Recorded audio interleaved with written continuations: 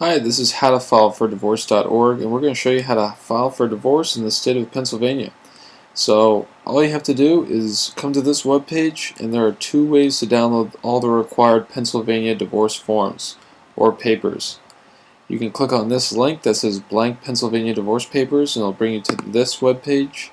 And all you have to do is click on here. It'll be a zip file that contains all these forms that are necessary to file for divorce.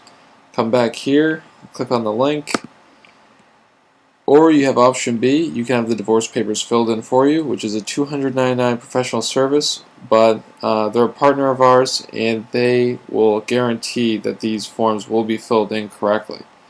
So once you get these papers, either which way, we can move to step 2, which you have to meet with your spouse, and hopefully you two are cordial with each other.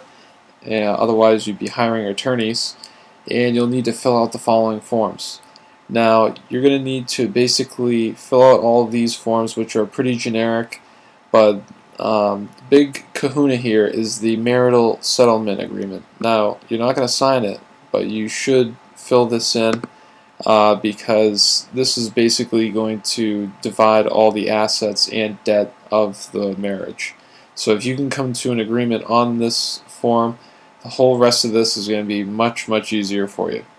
So you have to fill in all these forms. Don't sign the marital settlement agreement yet, but you must submit all the forms except the marital settlement agreement and pay the filing fee, which can range anywhere from $100 to $300 depending on the county.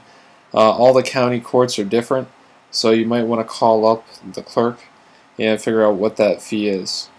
And you'll need to file the papers at the Pronotary's office.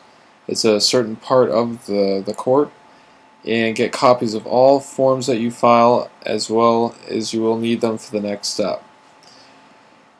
So you're going to have to wait 90 days from the day of filing the forms. So while you're waiting those 3 months, you just want to make sure that you stay in agreement on this marital settlement, and you can move on to the next step. You'll need to meet with your spouse again and have the following forms completed and signed in front of a notary. If you don't know what a notary is, just go to your branch bank, anywhere that's closest to you. There is always someone on staff that is a notary at a branch bank, and if you don't have an account, don't worry. Sometimes they charge a small fee.